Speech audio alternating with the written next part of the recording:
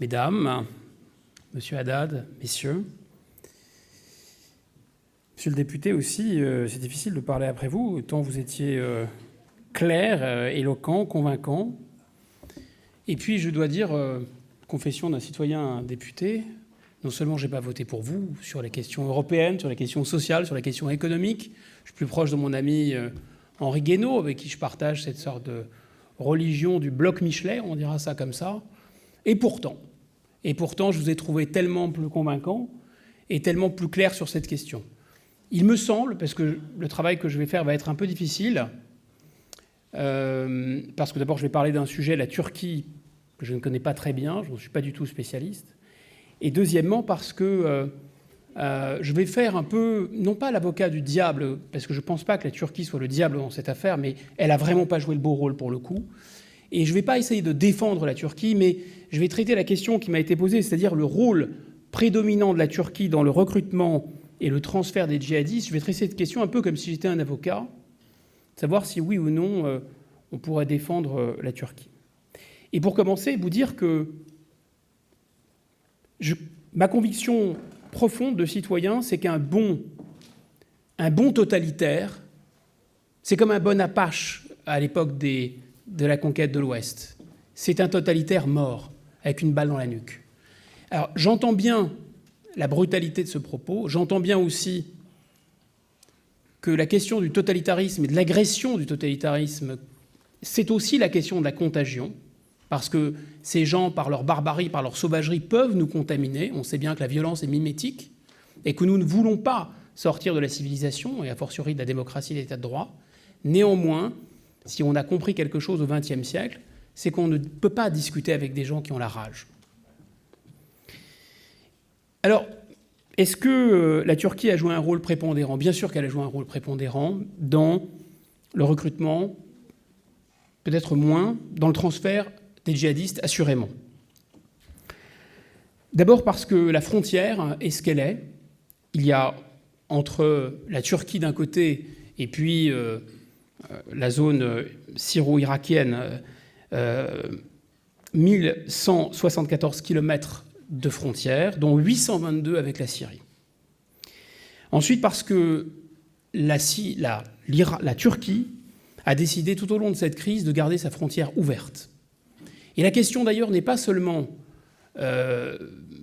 disons, le transfert de djihadistes venus d'Asie centrale, venus du Maghreb, venus d'autres zones du Machrek qui ont pu transiter aussi par la Turquie, et bien sûr des pays occidentaux, voire de la Russie, de la Turquie vers l'État islamique. C'est aussi des flux inverses, puisque cette frontière est restée ouverte. Ce sont d'abord des réfugiés, 3,5 millions. C'est un phénomène massif, c'est presque 6 millions de réfugiés qui a engendré cette crise. Sur ces 6 millions de réfugiés, 60% ont été en Turquie. Vous imaginez le poids aussi que ça a représenté pour cette économie et ce pays. Et parmi eux, bien sûr, des combattants d'État islamique, bien sûr, des sympathisants de l'islamisme.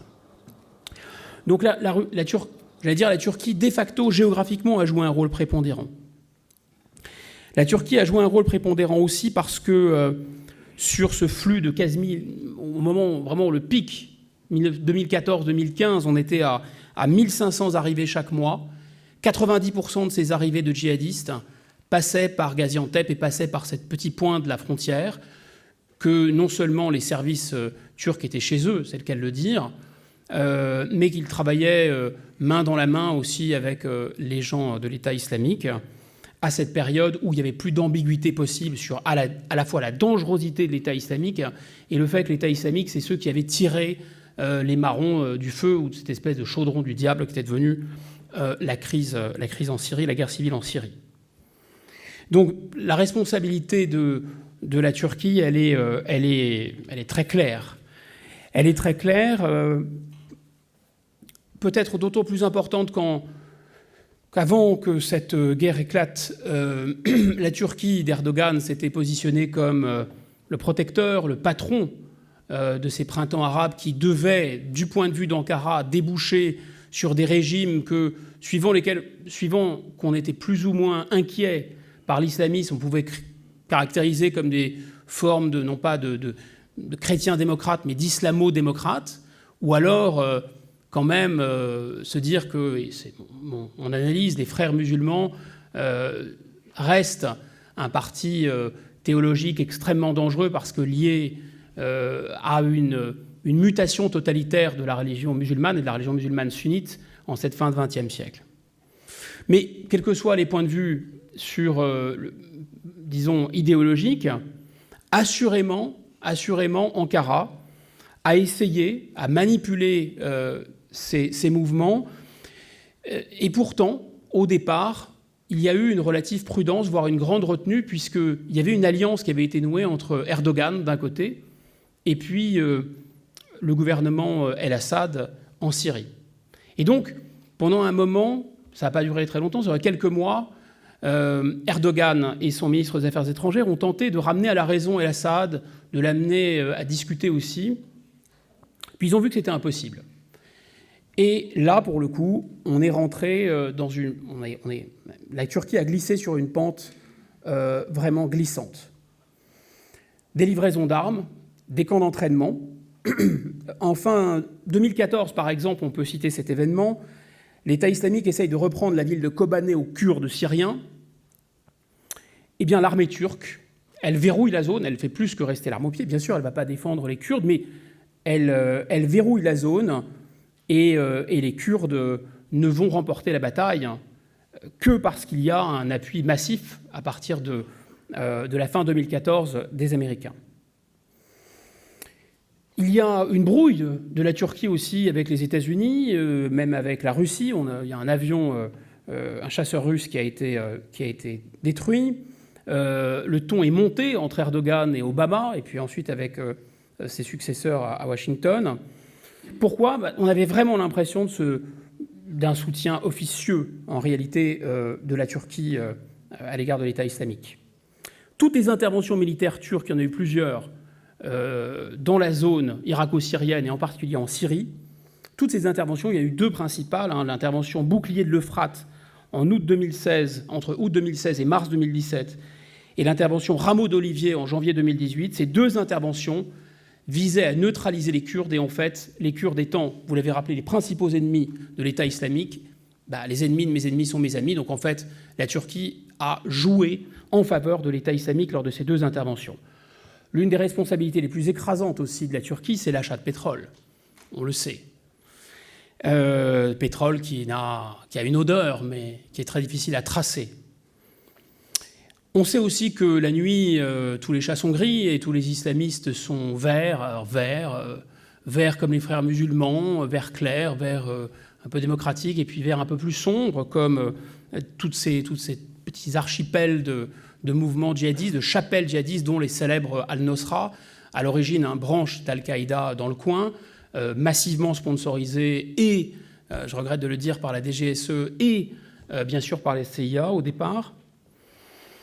Donc, est-ce que la Turquie est responsable ? Oui, bien sûr, l'acte d'accusation peut être facilement dressé. La Turquie est responsable, il y a des faits, comme on dit dans le système pénal, il y a des faits et il y a une intention. Mais, je crois que le mais est très important, il y a des circonstances atténuantes. Alors pourquoi ces circonstances atténuantes et quelles circonstances atténuantes ? D'abord, ça n'a eu qu'un temps. Vous le savez, l'État islamique s'est retourné contre la Turquie. Et donc la Turquie aussi a fini par payer le prix du sang avec des attentats extrêmement brutaux entre 2016 et 2017 à Ankara, à Sürük et dans d'autres villes du pays.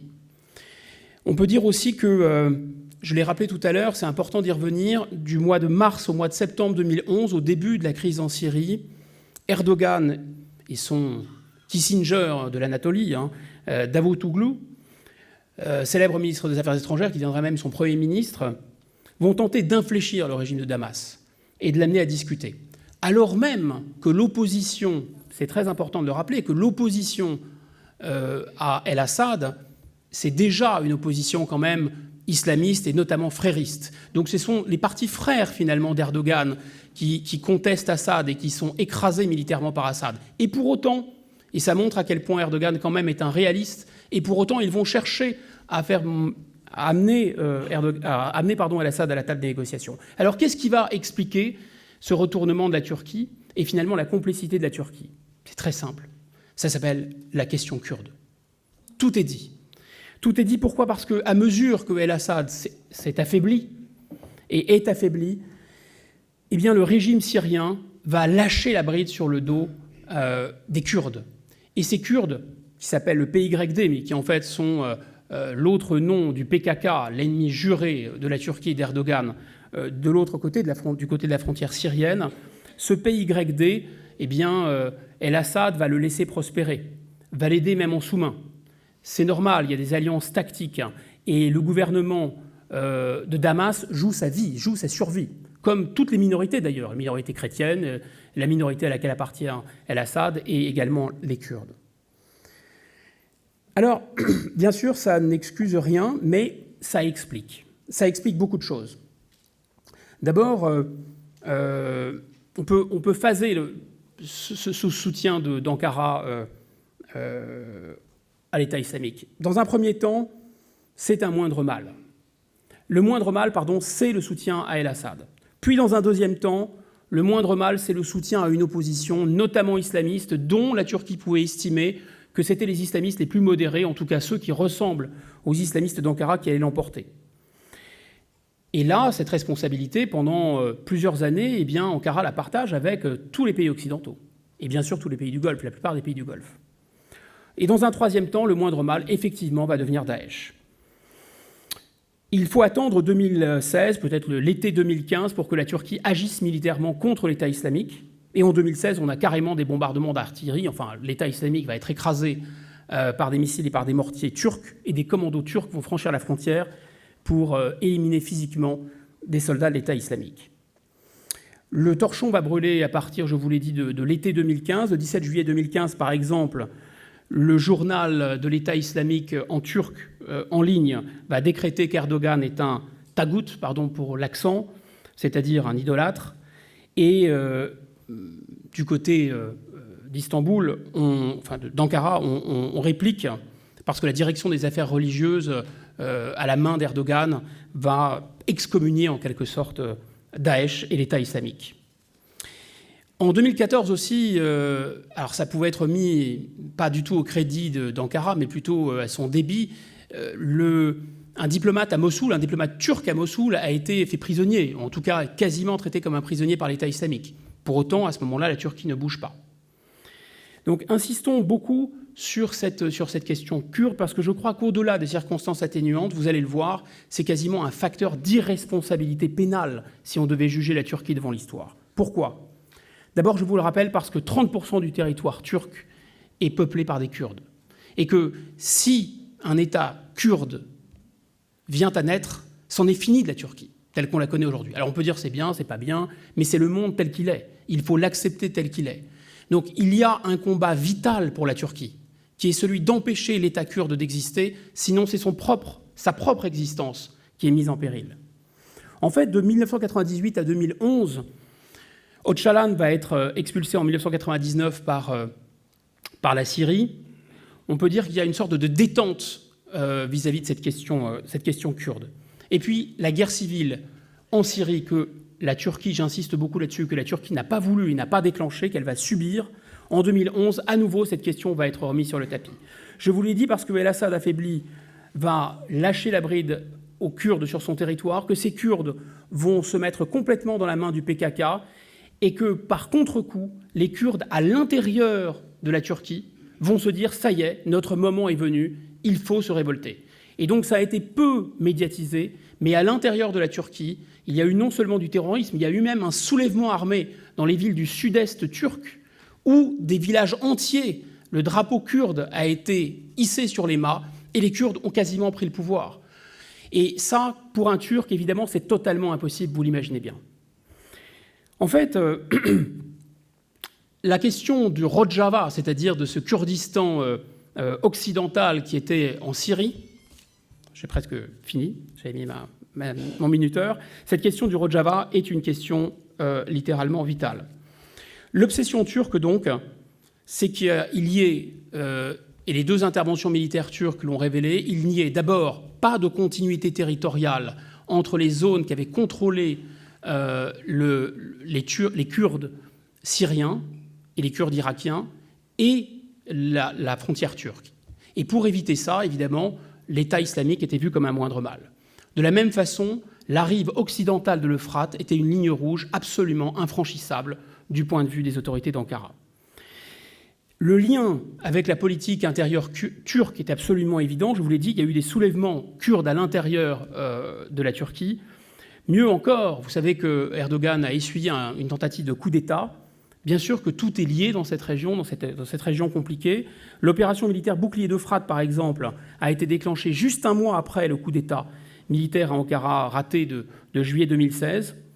Et la deuxième expédition militaire, Rameau d'Olivier de l'armée turque, au début 2018, juste après l'élection présidentielle d'Erdogan.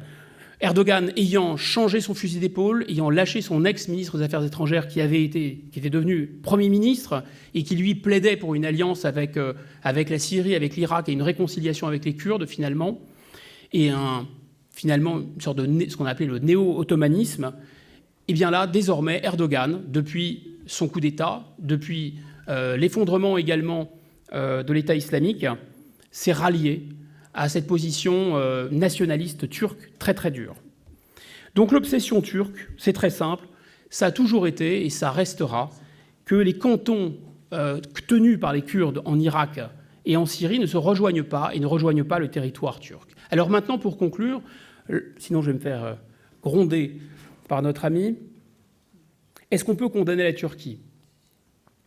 Je plaide pour l'acquittement, ça vous l'aurez compris. Et pourtant, et puis je pense aussi que la Turquie a déjà été châtiée, parce que la Turquie a fait un énorme effort, qu'on aime ou pas Erdogan, ce n'est pas tout à fait ma tasse de thé, encore moins les frères musulmans, mais manifestement cet homme est rentré dans l'histoire et il a beaucoup surpris. Il a surpris parce qu'il y a eu un mouvement vers les libertés, un mouvement vers la démocratie en Turquie, quoi qu'on en dise. Il a beaucoup surpris parce qu'il y a une croissance économique dans ce pays. Il a beaucoup surpris parce qu'il a essayé de se réconcilier avec les Kurdes et de pacifier la question kurde. Ce n'est pas du tout ce qu'on pouvait attendre. In fine, où en est-il aujourd'hui ? En fait, tout le chemin a été perdu. Toutes les tentatives de pacification de la Turquie avec son environnement ont été littéralement effacées. La doctrine d'Erdogan, c'était zéro problème avec les voisins. Maintenant, la Turquie a des problèmes avec tous ses voisins. Deuxièmement, on l'a dit, ils ont été frappés dans leur chair aussi, puisque le sang a coulé à cause de Daesh en Turquie. Et puis, il y a maintenant cet opprobre jeté sur la Turquie. La Turquie, c'est vraiment le pays qui a soutenu l'État islamique. Et je pense que cette tâche, elle va rester. Donc les Turcs sont déjà punis, finalement. 3,5 millions de réfugiés, ça, c'est un argument de poids aussi. Alors on a dit, ils sont très cyniques, ces Turcs, ils font du chantage en fermant la mer Égée, et vous savez, la route des réfugiés, parce que, réfugiés parmi lesquels il y a bien sûr des gens d'État islamique, il pouvait y en avoir, ou il y en a encore, ils ouvrent, ils ferment. Oui, bien sûr, mais il fallait bien essayer de récupérer un peu d'aide financière. La Turquie a vraiment été ébranlée. Et le touche, exactement. Enfin, pour terminer, je pense que la dimension nationale est prégnante. On le voit dans cette affaire. Si la Turquie a agi en faveur de l'État islamique, ce n'est pas du tout par solidarité idéologique avec l'islamisme de Daesh, qui n'est pas le même que l'islamisme des frères. Si la Turquie a agi comme elle a agi et très mal agi, c'est bien sûr pour la défense de ses intérêts nationaux. Or, il me semble, à la fois que dans les mouvements djihadistes, on passe énormément sous silence la dimension nationale, parce que les djihadistes les plus fous et les plus irrationnels prétendent avoir un agenda mondial. Mais en réalité, ils ont toujours des querelles, ils ont toujours un agenda plus ou moins caché qui est national. Même les gens dans nos banlieues, ces banlieues où j'ai grandi, où j'ai vu avec effarement dans les années 80 et 90, dans le 93, à quelques lignes de métro d'ici, où j'ai vu cette réislamisation en marche, eh bien finalement, c'est une question locale. C'est aussi la guerre d'Algérie, comme vous savez, qui ne passe pas. Donc c'est toujours très enraciné, cette question. Il ne faut pas toujours prendre les islamistes au pied de la lettre. Ils prétendent avoir un agenda mondial, mais en réalité, ils sont souvent animés par des questions locales, voire des questions nationales. Mais surtout, le seul pare-feu, les seules limites qu'on peut opposer à cette folie djihadiste et cette folie islamiste, ce sont bien sûr les États-nations.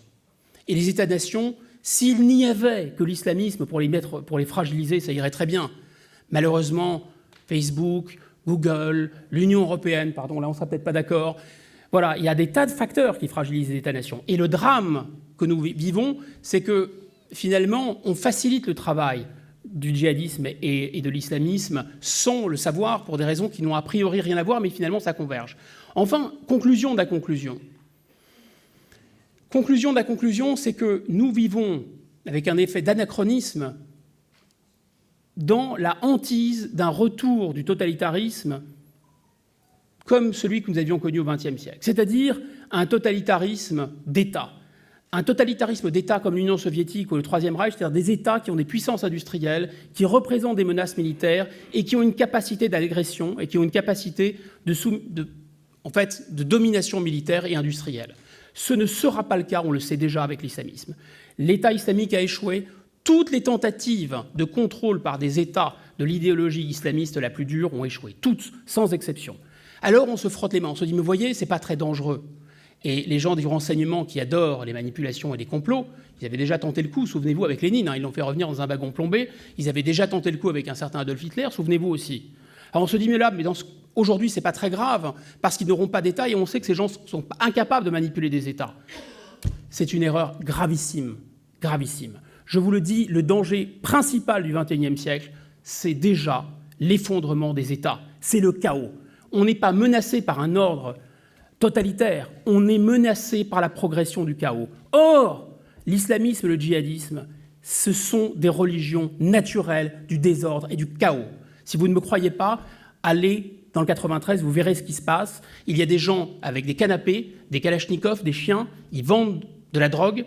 Quelle est leur religion ? Quelle est leur psychologie ?